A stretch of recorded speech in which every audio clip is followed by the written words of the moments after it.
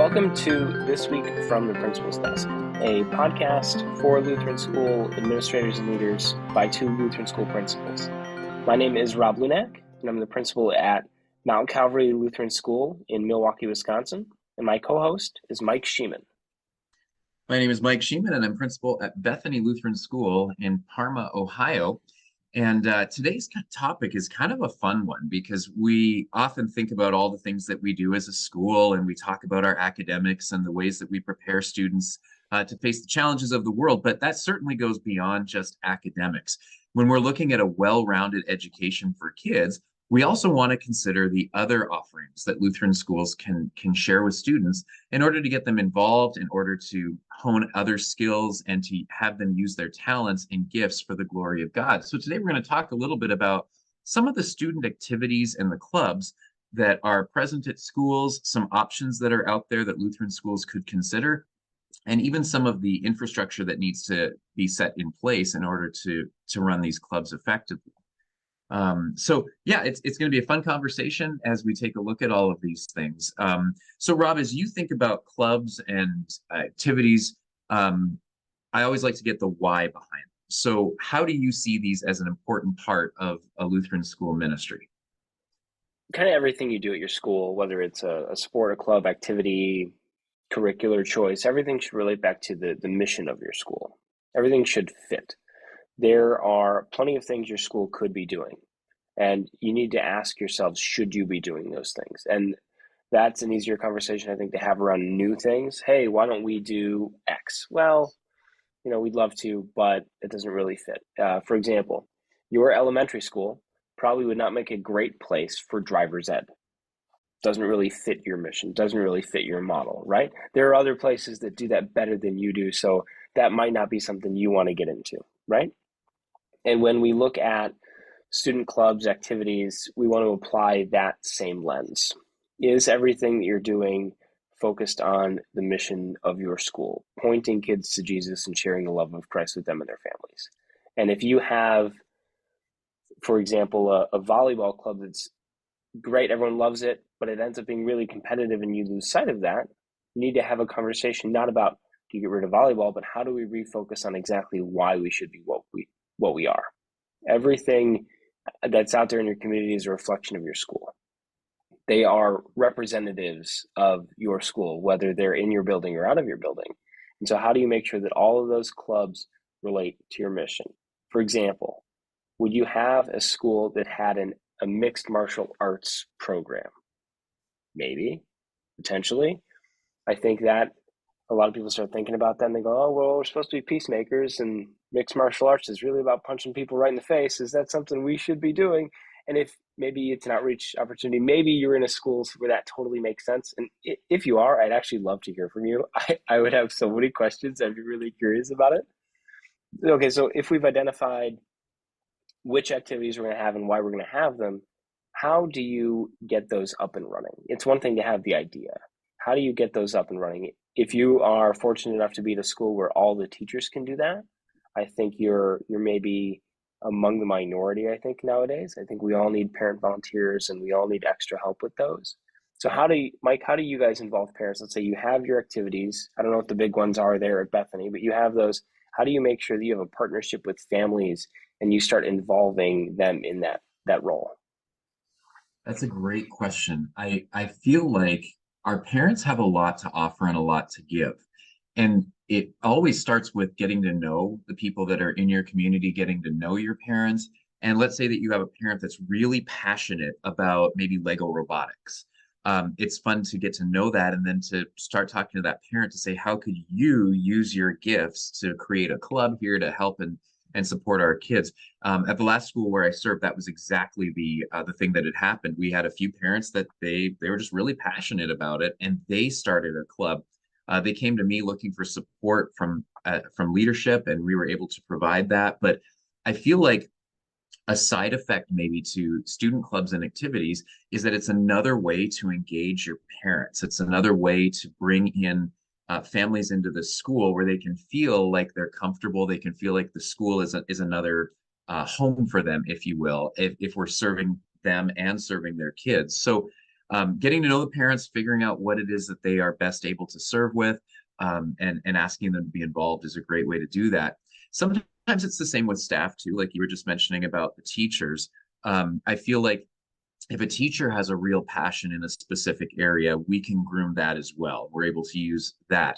I've been in schools where teachers have been required to take on a specific thing, and that can sometimes build resentment because they have to find that thing and it's that one more thing.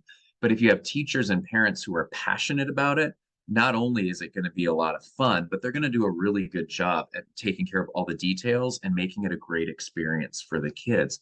So right now, the school where I serve, we're still looking at that.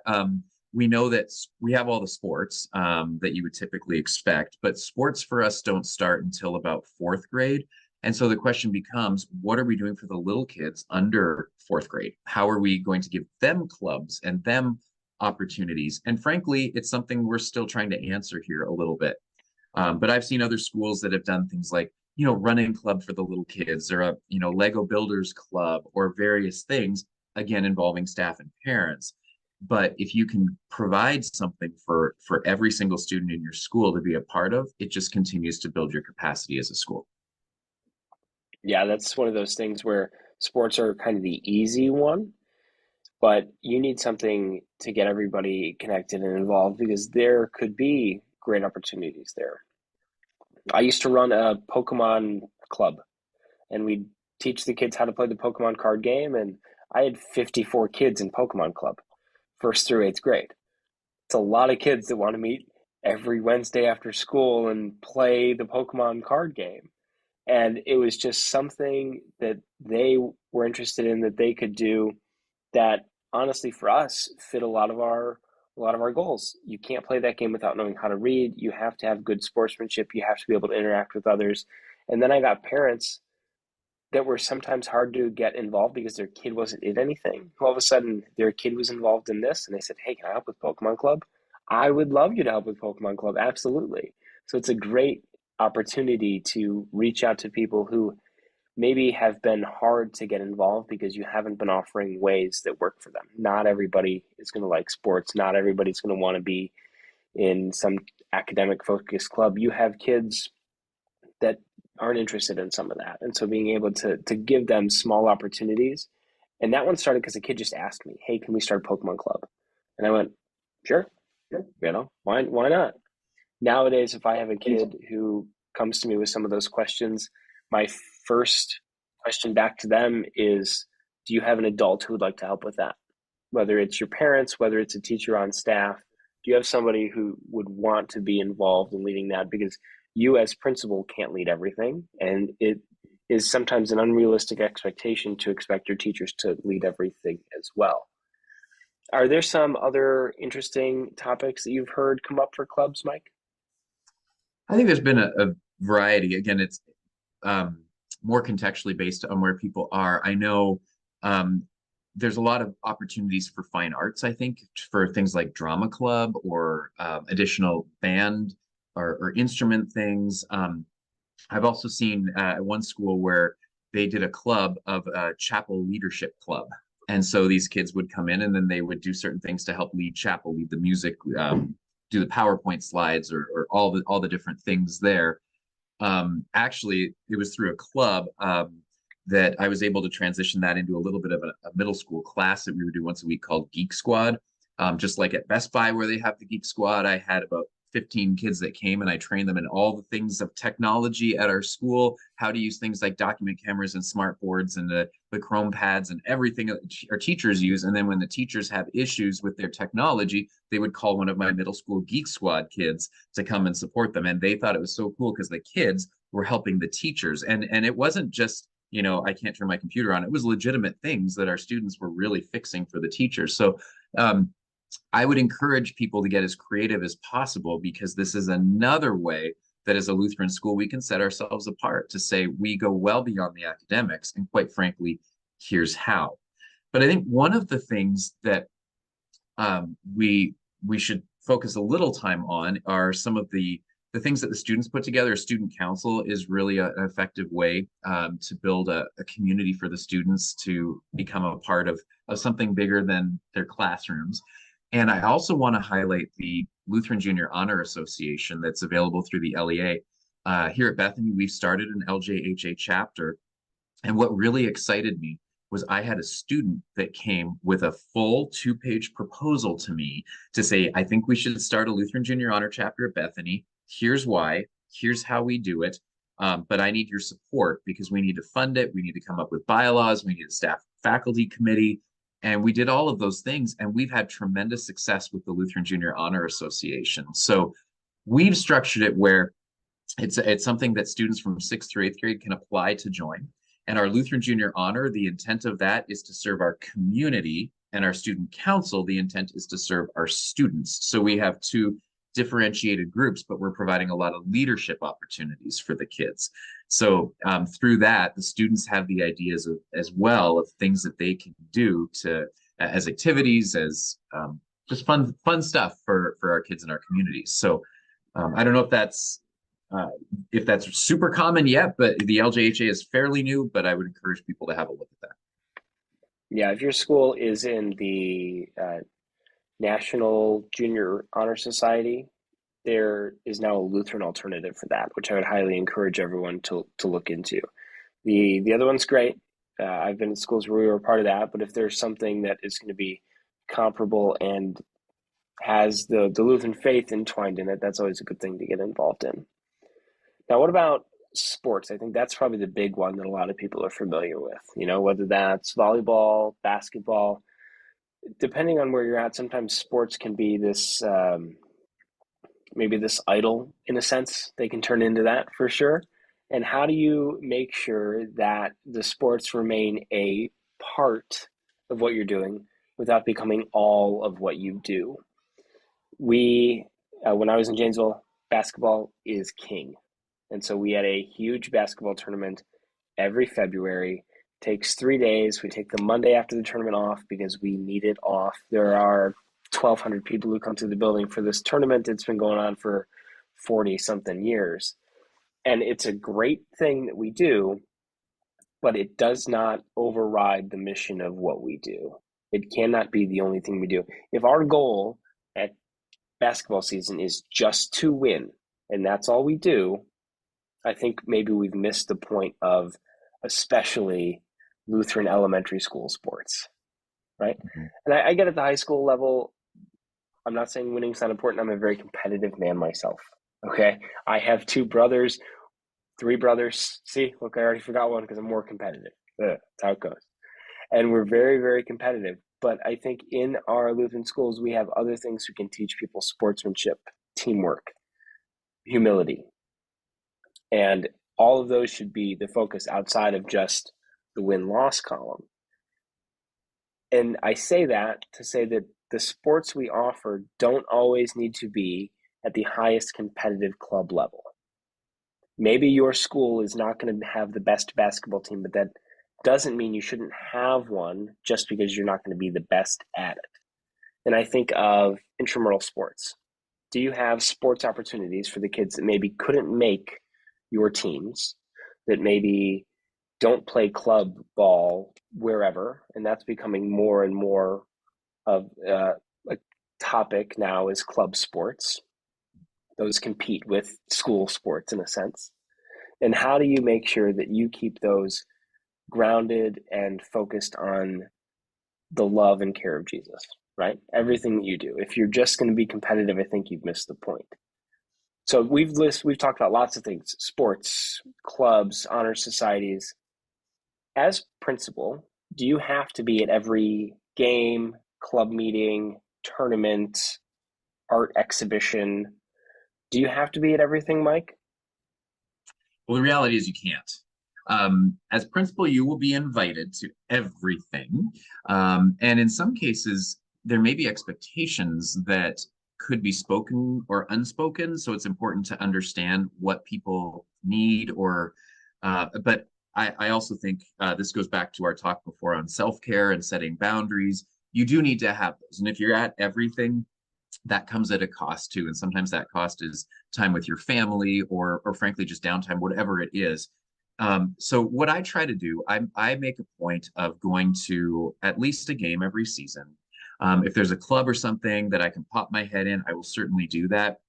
But to be able to connect with those who are leading it, just to say, how's it going? What do you need? If you can support those who lead, then in essence, you do have your hand in everything. They know that you're there if you need them, but guarding your time is important. I don't think it's healthy for a principal to be at absolutely everything.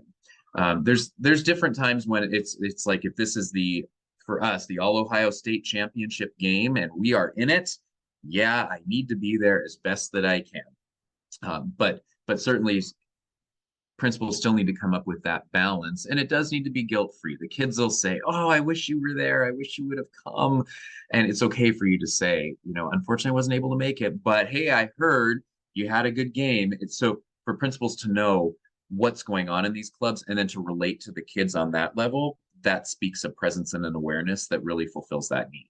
What do you think about that, Rob? Yeah, you cannot be at everything, even if you'd want to be. And I know as principals, we want to be there for our kids and we want to be supportive, and it's an opportunity to interact with families and your community, and those are all good and worthy things, but you just don't have the time. You don't. And being able to build up capacity in your school so people other than you are at those events, whether that's coaches, teacher representatives. I do think it's beneficial to have somebody from staff at each of those things.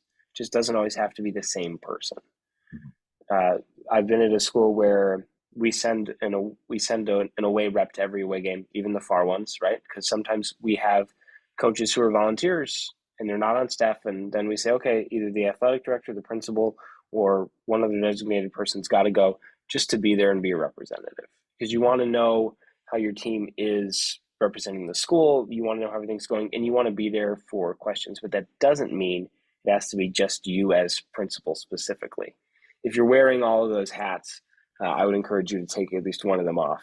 Right? You need the time, and you need to take care of yourself as an individual. You might be able to do it for a while, for a season, perhaps, of life, but that doesn't mean you can do it permanently. So you have all of these sports and clubs. All of those things, unfortunately, cost money, and sometimes lots of money. I didn't realize how expensive basketball jerseys are. They are not cheap, especially if you get the fancy double-sided two-color ones. There are costs associated with all of these things, and I don't know of a Lutheran school that says, oh, we have plenty of money, we can figure all that out. I think every Lutheran school I've talked to says we can find the money, we can make that probably work, but that doesn't mean you have this big unlimited bank account for all of these events.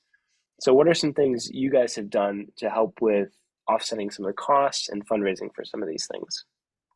That's a good question. Plan, plan, plan, plan, plan. The more that you can anticipate these things ahead, you could certainly budget for them if that's something that you feel is effective. There is a couple of thoughts around, do you charge fees for clubs? Do you charge fees to play sports? You can think a lot of different things on that, but in some cases, I know that there are fees that cover those things. I always am cautious that if a fee would keep a kid from participating, I want to be aware of that. So that's an option. I know that in some cases, Thrivent members can use their choice dollars or other Thrivent resources to support the clubs. But also know that there are parents in your midst that are excited about these things as well. And in some cases, you can put it out and say, hey, we have this idea, but we need funding for this. Would somebody be willing to step forward and help us out? And typically the question I get asked is, yeah, I can help you out, but how does this become sustainable? If I make this donation now and we buy all the Legos or we sponsor the shirts for the student council or whatever, how do you keep that moving forward? And so that's where the planning comes in, that you want to see the long-term vision for this. It also really helps if the idea and the passion is in the students. If they're really motivated about it, then they go home and talk to their parents. It's going to be easier for them to push their parents over the financial barriers than it is for me as principal to say you need to do this. So I think the financing can happen in that way. You can also do some fundraising. Now, this is again another catch 22 where Do you sell concessions? Do you do a booster club? Do you look for community, local businesses to support you? But fundraising, do you want your kids running around selling chocolate bars? Maybe you do. Maybe that's how they fund their own jerseys or whatever it is. But there's a caution there in fundraising that I think we all know about: too much, too often, turning our kids into salesmen, all those kinds of things. So having a understanding kind of your finances in your school, understanding your people in your school is really important. And if this is something the community values and you're able to build it into a budget to make it sustainable, that's an option too. What do you think about that, Rob? Any other thoughts that you have there about financing these things?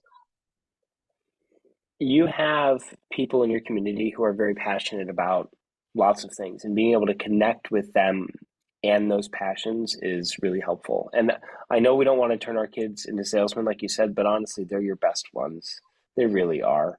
A kid's face on a flyer is going to be much better than my ugly mug on a flyer, right? If you want to drive donors, that's the way to do it.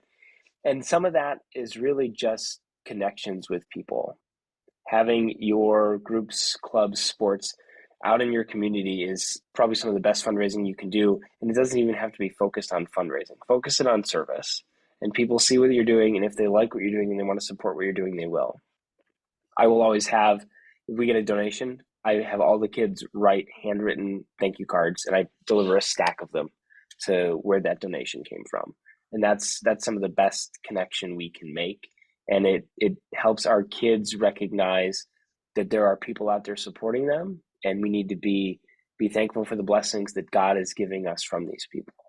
And that's probably the biggest lesson there. Is the fundraising is an important part, but I think that second part of turning that into a lesson for your kids and connecting with the community and with your donors is equally important.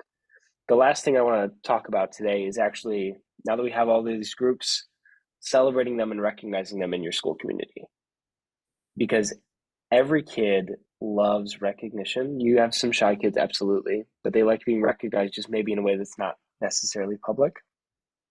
But being able to say, for example, Lego Robotics League, right? They do a great job at those events of having awards for the kids for lots of different areas and recognizing the children. And that's something to learn from. And awards don't have to be anything big and flashy. We do a gold button here every quarter for the kid with the highest GPA. And it's a yellow button. We have a button maker. I print it out for them, and it's got their name and their GPA and the year on it. And I give one to them, I give one to their teacher, and I give two to their parents. And I say, hey, we're celebrating your kid today. And it's just a little simple thing. And people go nuts over that. Maybe it's silly awards you make up, most helpful, most likely to be the first kid to pick up if the Legos fall on the floor. I don't know. You get creative about it, but recognize the kids in those groups and recognize the fun things that they're doing. And that helps build excitement about all of those things in your school. And that's one of the goals too. You want kids to like and be excited about it. Nobody wants to show up for a club if it is just a commitment without a reward. And I'm not talking a reward in recognition or candy or anything like that, but joy, the joy in what they're doing. And that's what these clubs and these sports are about. They're about service and they're about joy. Absolutely. And as you continue to grow your school in that area, it compounds. As the kids get excited, they're going to invite more kids. And then having all of these offerings, I think, is going to be something that attracts even more kids to your school.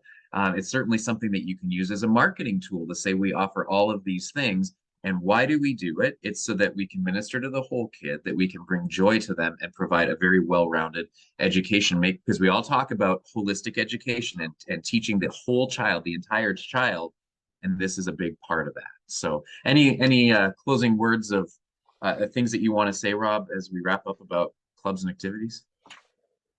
I would just say don't close your mind off to any of those things. If a kid comes up to you and says, hey, I want to do this, don't don't let your first answer be no. I'll give you an example. I had a kid come up and say, hey, can we do a school newspaper? And I think it's a great idea. We don't have a school newspaper, but I wanted to test that a little bit. And I said, why don't you write me a letter for the newsletter? Write me an article for our school newsletter. I'll put you in the newsletter. We'll start there. and just building up that capacity, it takes time. Not every kid is going to come to you with the perfectly formed club with everything sorted out. So some of that is just putting it back on them and giving them the opportunity. What about you, Mike? Any last words?